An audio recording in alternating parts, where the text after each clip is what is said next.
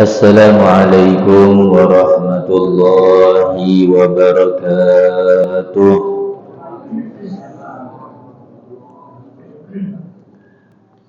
Alhamdulillah. Alhamdulillah Rabbil Alamin.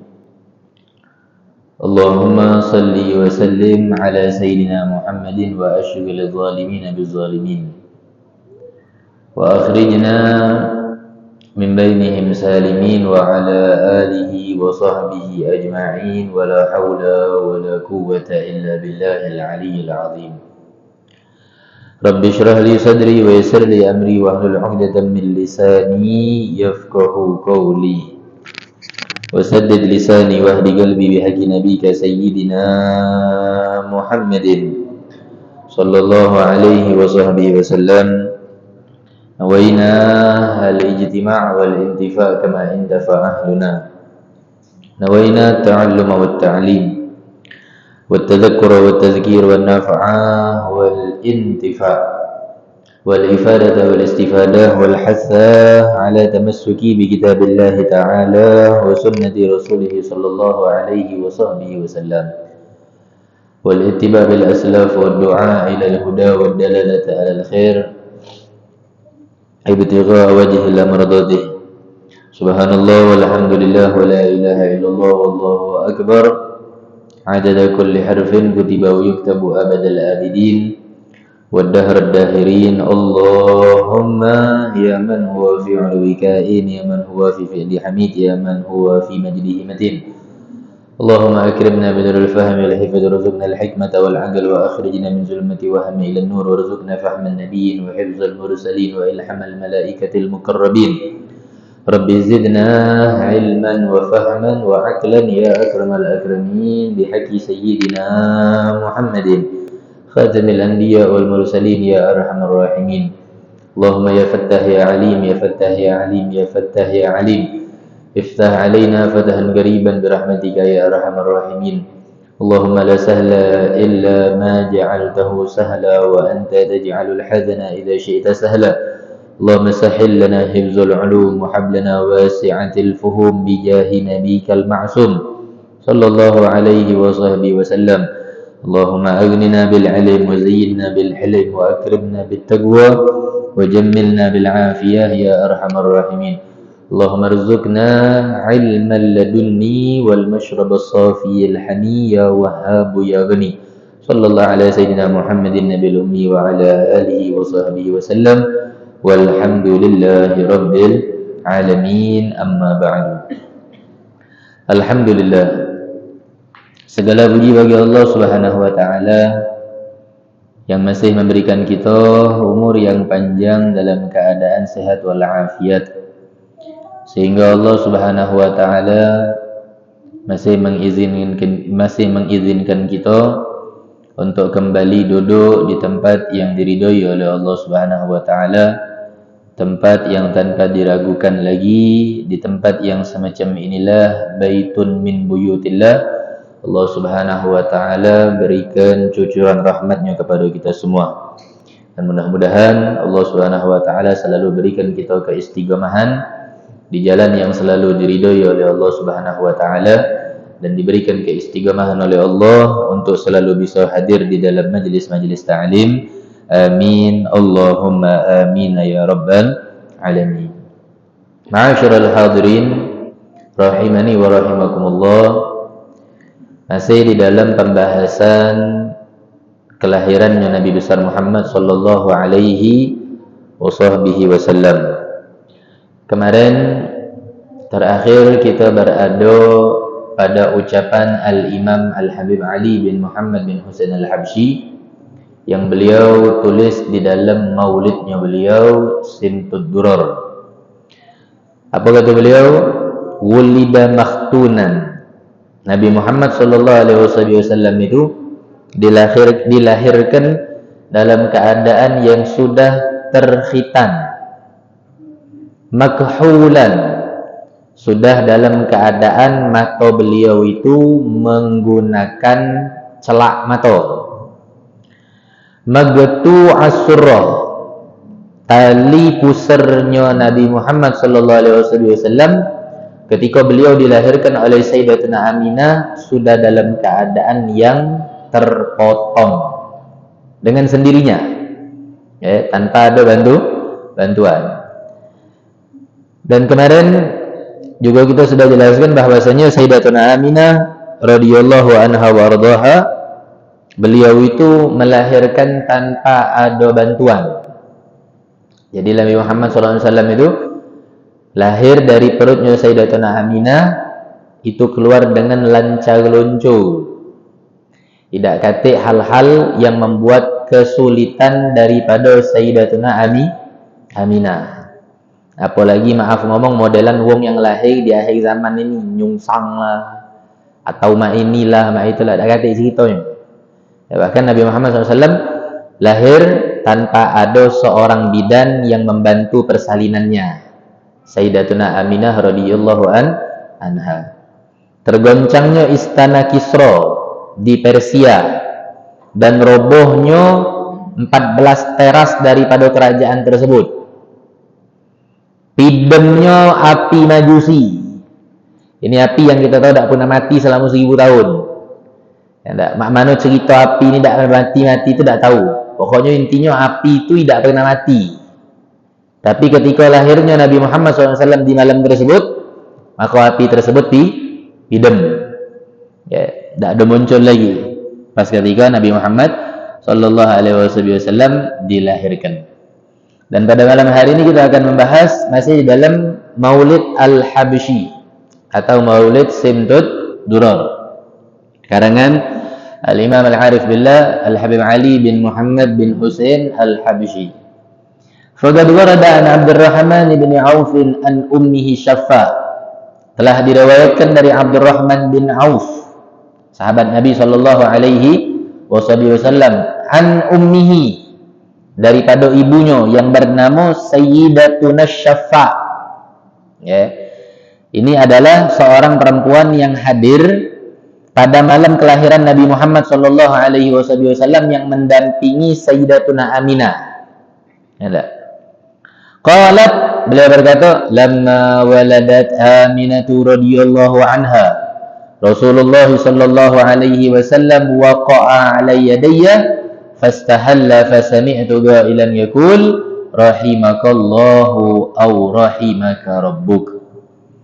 Pada saat Nabi Muhammad SAW dilahirkan, yang menyambut kedatangan Nabi Muhammad SAW itu adalah Sayyidatuna Syaffa atau ibundanya daripada Sayyidina Abdurrahman bin Auf. Di situ beliau mendengar suatu ucapan, telah diridhoi engkau wahai Muhammad. Ya, tak? Berarti Nabi Muhammad SAW ketika lahir ke atas dunia, Allah Subhanahu Wa Taala benar-benar meridhoi beliau. Terus masih kata Sayyidatuna Syaffa, fa'adha'a lahu ma bainal masyriqi wal maghrib hatta nazartu ila ba'di gusurir rum. Kata beliau apa? Ketika Nabi Muhammad SAW itu muncul ke atas dunia ini, adha'a lahu ma bainal masyriqi wal maghrib, terpancarlah sebuah sinar cahaya yang sangat begitu terang menderang, yang cahaya tersebut menyeliputi dari timur ke barat, full, semuanya itu memiliki cahaya. Dan cahaya tersebut sumbernya dari mana? Dari Rasulullah Sallallahu Alaihi Wasallam, sampai penuh dari timur ke barat itu full dengan cahayanya Rasulullah SAW.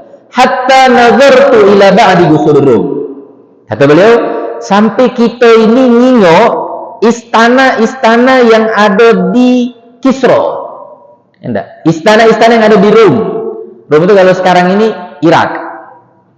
Enggak. Ini perjalanan yang bermil-mil ini jauh. Enggak, zaman dulu pula. Tapi pacak dijingok cahaya tersebut, istana tersebut dari cahaya yang dilahirkan oleh Nabi Muhammad SAW yang berada di kota Mekah. Pak, Nabi Muhammad itu lahir di dalam rumah, ya enggak? Di kamarnya Sayyidatuna Aminah. Kalau Nabi Muhammad itu lahirnya mungkin di pojok gunung atau di pojok bukit, mungkin langsung kita bisa melihat cahaya tersebut. Karena kenapa? Kita berada di dataran yang tinggi.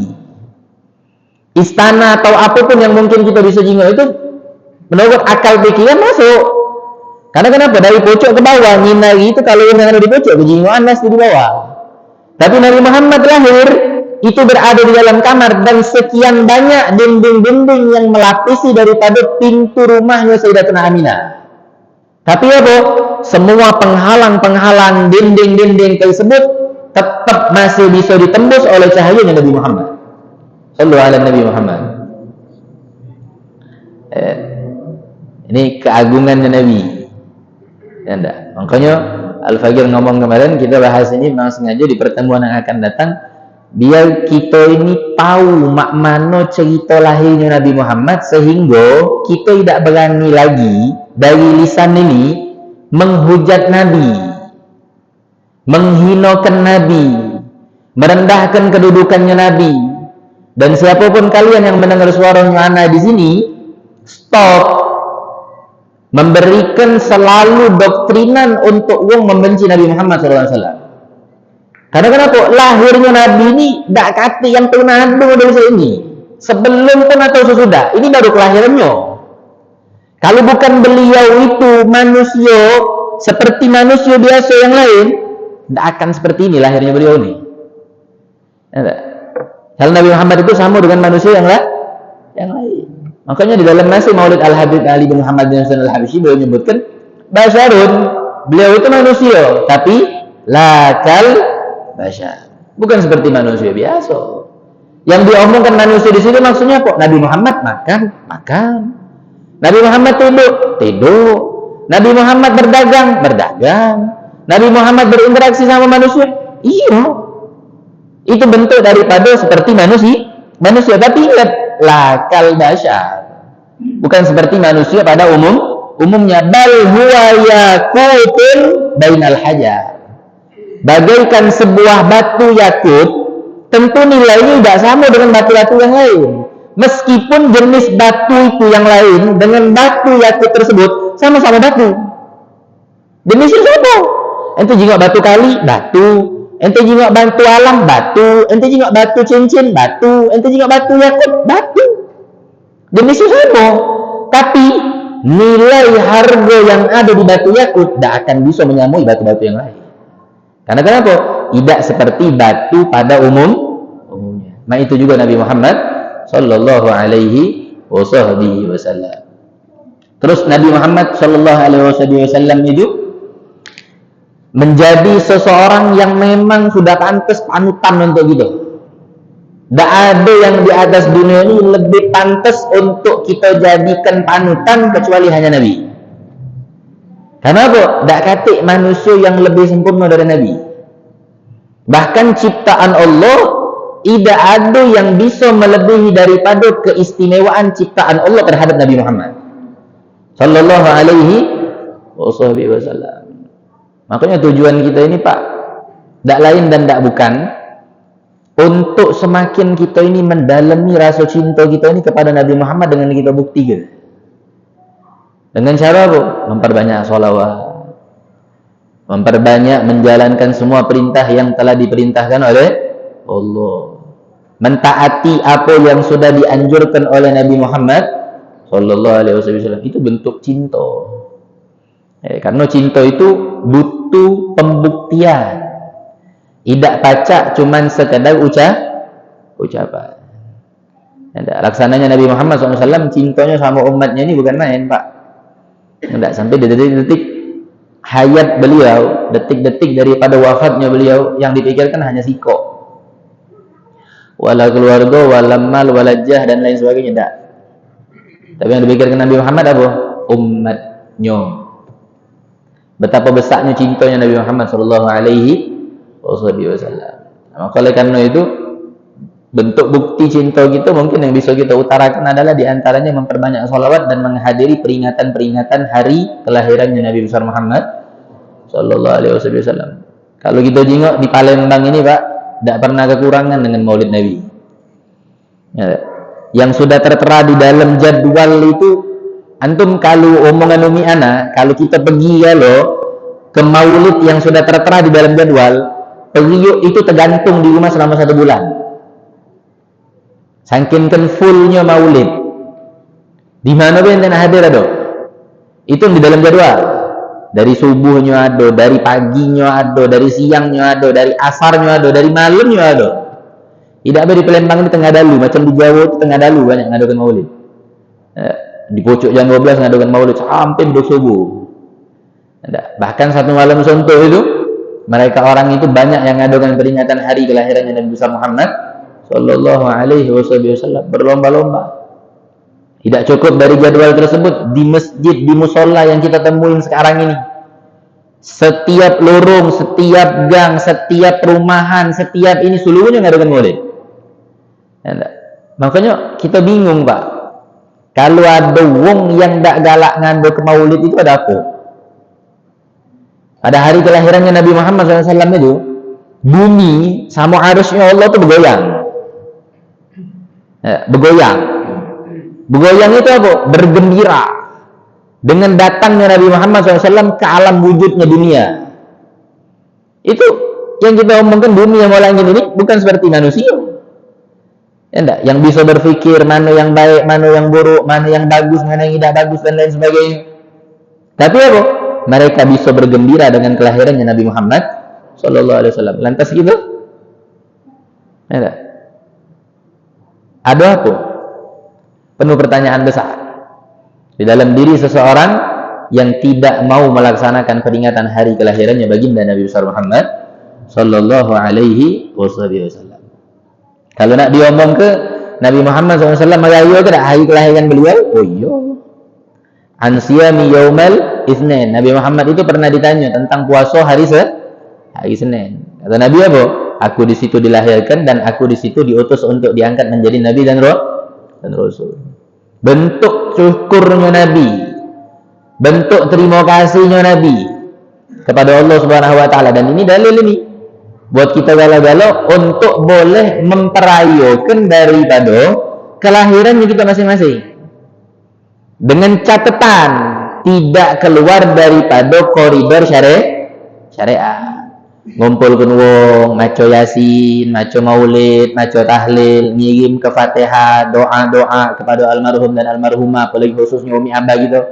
Dengan tujuan apa? Ngundang wong tersebut memperingati hari kelahirannya gitu. Boleh tak? Boleh baik.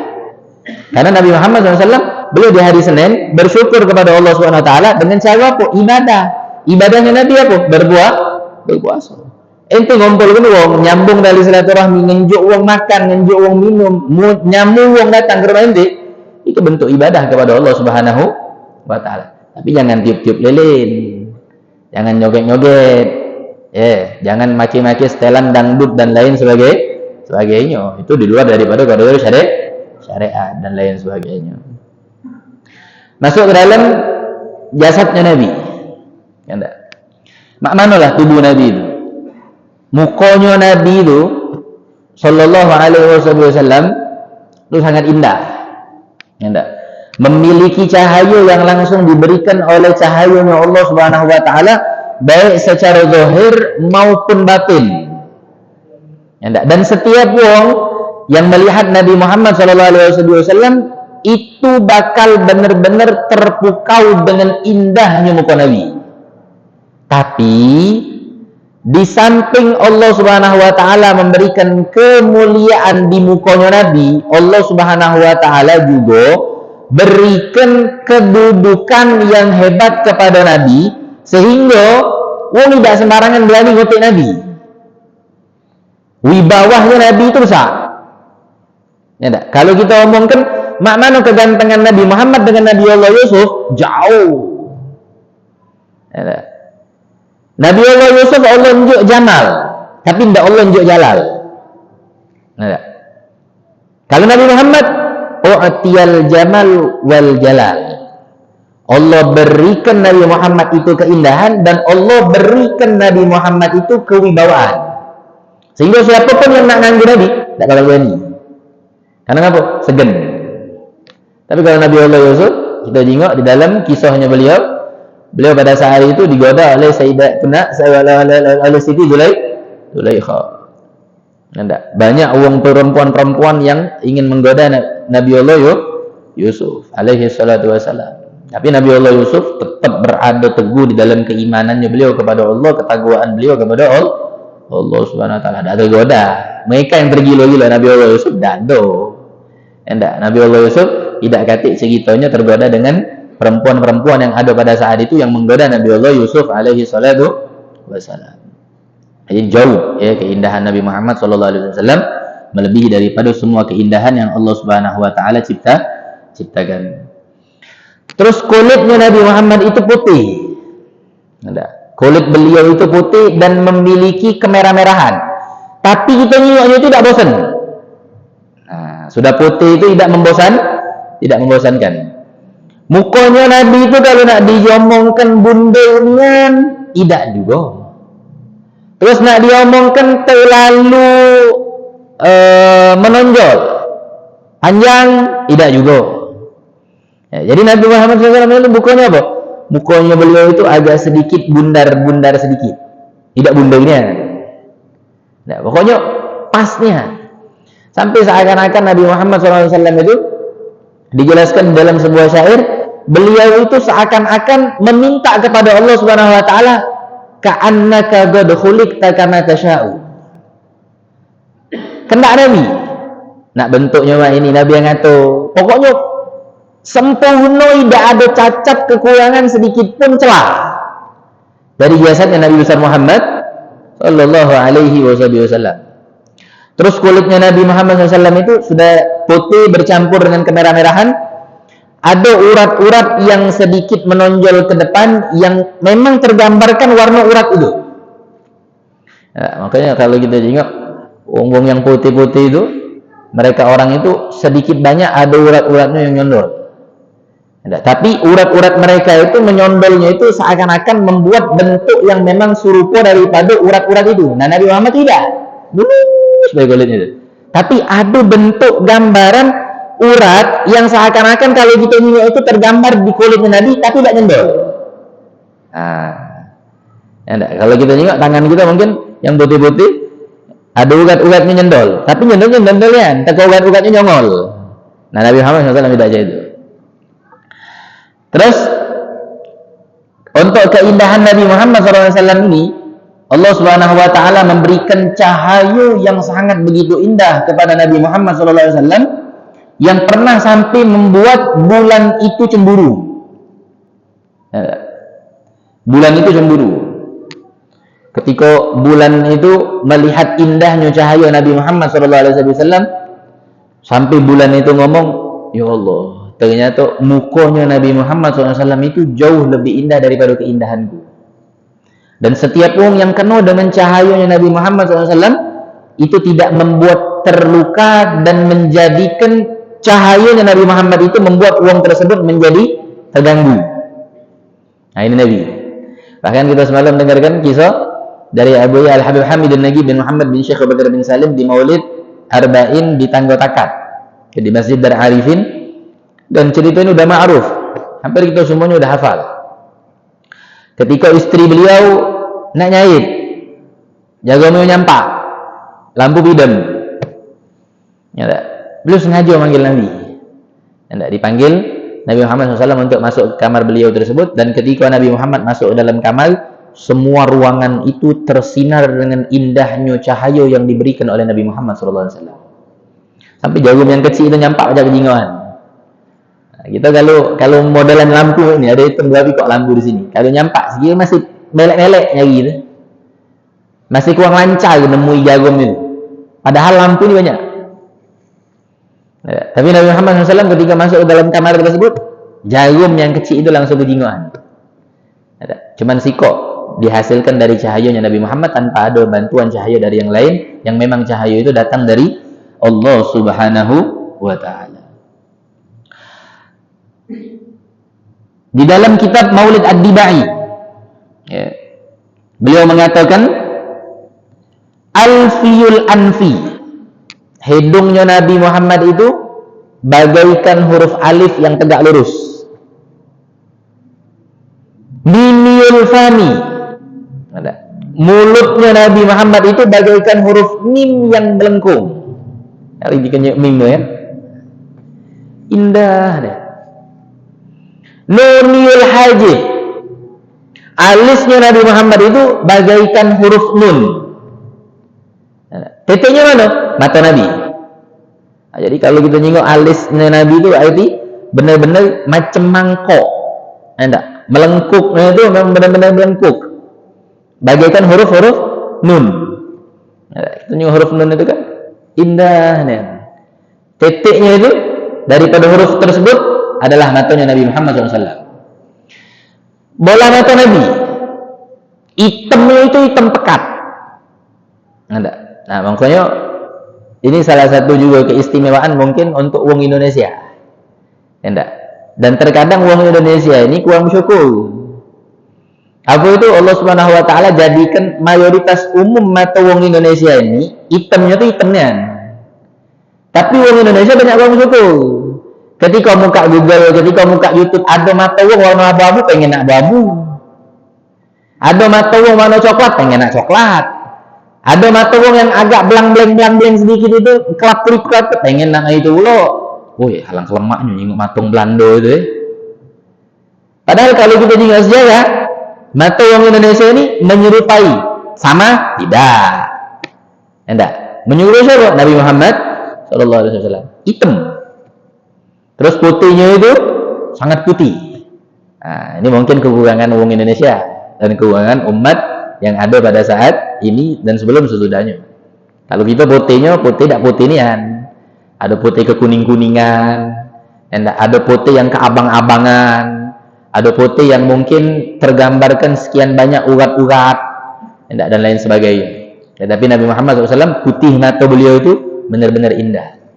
Azimul lihya. Nabi Muhammad itu jenggotan wongnya. Jadi Nabi Muhammad itu pakai jenggot. Makanya sunnah Pak memelihara jenggot, tapi dengan syarat rapi, bukan amburadul. Temekal jenggot itu misal, atau sampai ke perut panjangnya. Kata segitu, rapi. Nabi Muhammad tuh punya jenggot. Jenggot beliau itu azimul lihya.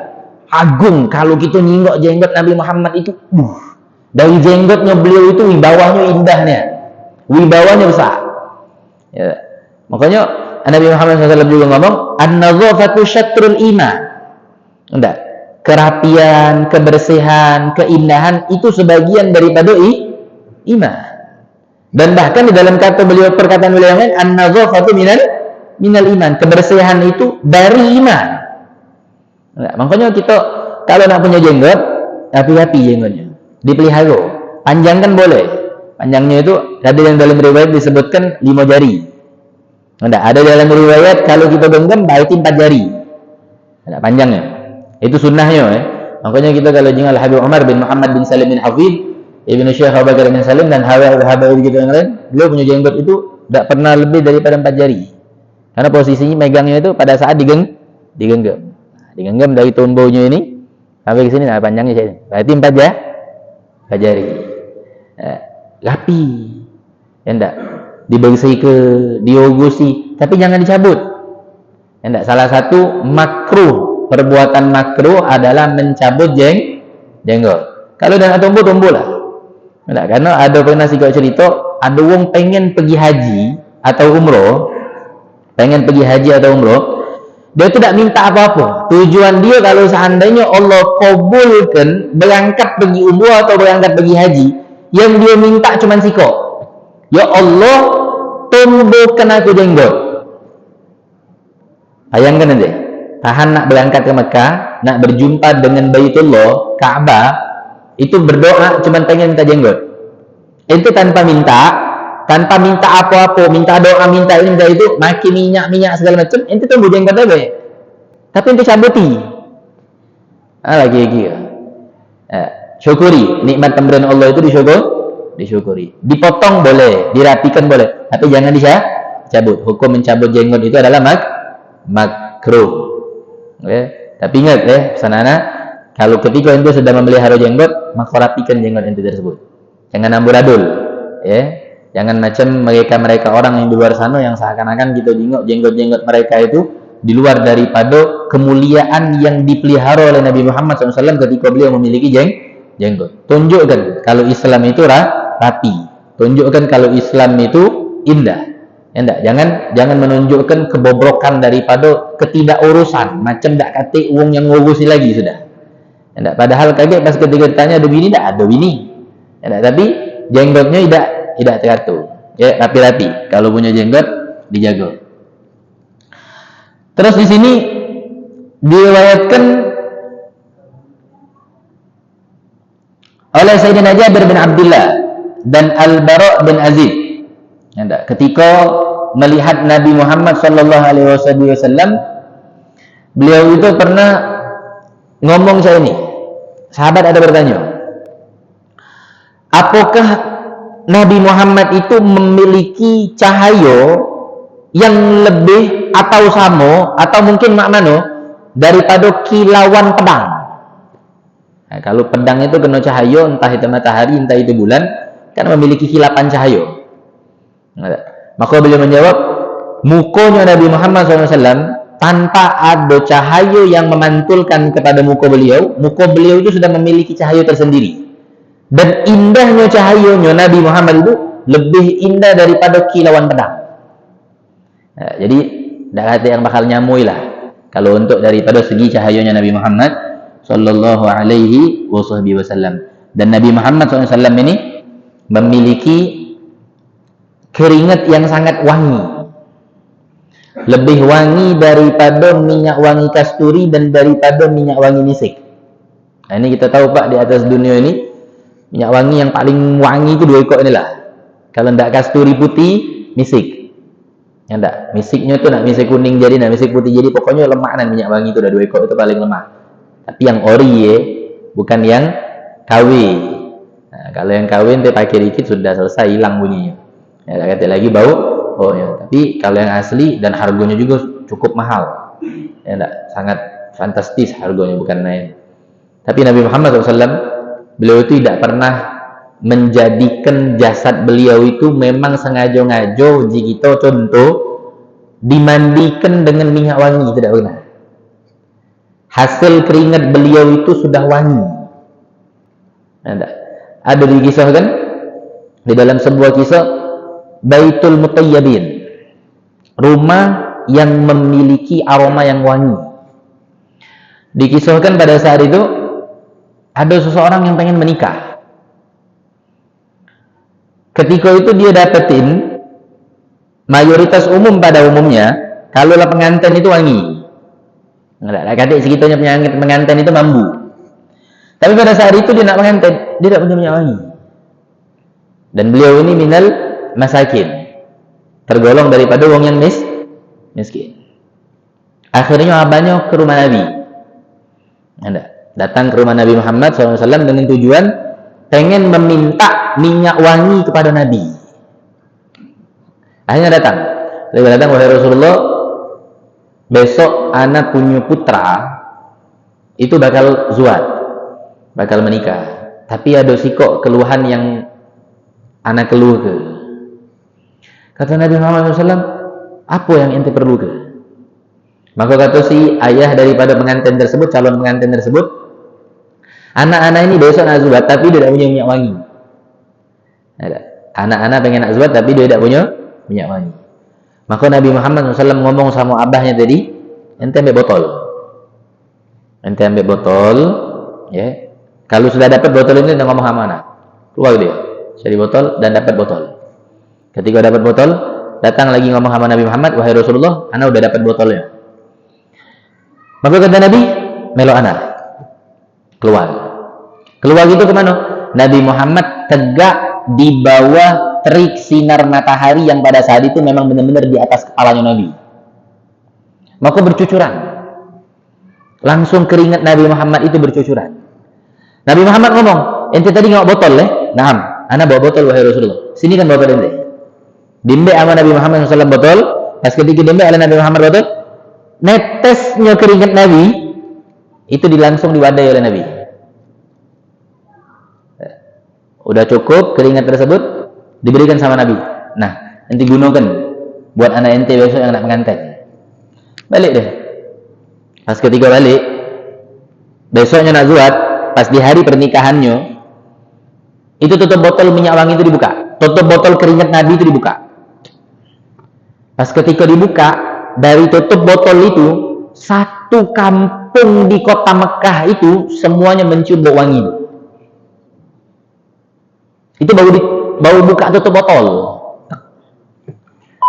Pas ketika sudah tutup botolnya tersebut dibuka, aku dipakai itu pada pengantin tersebut. Ketika di pengantin tersebut dipakikan daripada minyak wangi itu, maka semua wong langsung sadar. Ini pengantin menggunakan daripada wanginya Rasulullah Sallallahu Alaihi Wasallam. Dan masih ada tersimpan. Enggak, ada sisa sedikit masih tersimpan dan tidak dipakai-pakainya oleh beliau, kecuali digunakan itu pada saat yang memang benar-benar diperlukan. Di antaranya adalah beliau memakai daripada keringat Nabi itu setiap tanggal 12 Rabiul Awal, setiap hari kelahirannya Rasulullah Sallallahu Alaihi Wasallam. Dan ini adalah salah satu dalil yang terkuat buat kita boleh bertabarukan, mengambil keberkahan.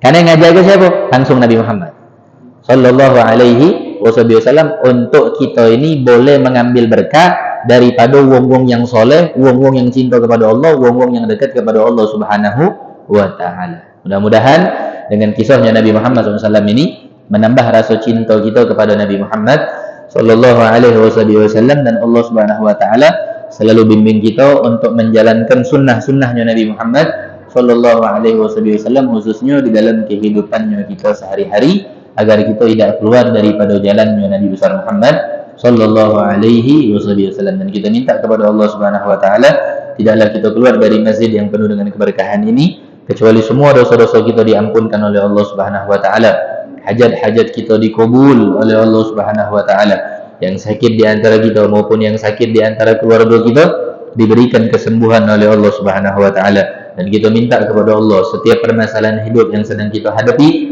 diberikan jalan keluar oleh Allah Subhanahu wa Ta'ala. Dan kita minta juga kepada Allah kembali agar nanti di akhir hayat kita diwafatkan semua dalam keadaan husnul khatimah, dan diizinkan lisan kita ini untuk bisa mengucapkan kalimat La ilaha illallah Muhammadur Rasulullah Sallallahu Alaihi Wasallam. Dan kita minta kepada Allah sebagaimana kita di dunia dikumpulkan dengan wong yang kita cintai, dikumpulkan dengan wong yang kita sayangi, dikumpulkan dengan wong yang soleh, kelak nanti di akhirat, ya Allah, kumpulkan kami kembali bersama mereka semua di dalam satu syurga yang bersama dengan baginda Nabi besar Muhammad Sallallahu Alaihi Wasallam. Amin Allahumma amin ya rabbal alamin. Allahumma ya muhawwilal ahwal hawwil halana wal muslimin ila hasanil hal bihaqi maula bilal bihaqi haula rijal. Allahumma hadina bihudak waj'alna mimman yusari'u fi ridak, la tuwallina waliyan siwak, la taj'alna mimman khalafa amraka wa 'asaq, wa hasbunallahu wa ni'mal wakil, wa la hawla wa la quwwata illa billahil 'aliyyil 'azim. Sallallahu ala sayyidina Muhammadin nabiyil ummi wa ala alihi wa sahbihi wasallam, walhamdulillahi rabbil alamin. Assalamualaikum warahmatullahi wabarakatuh.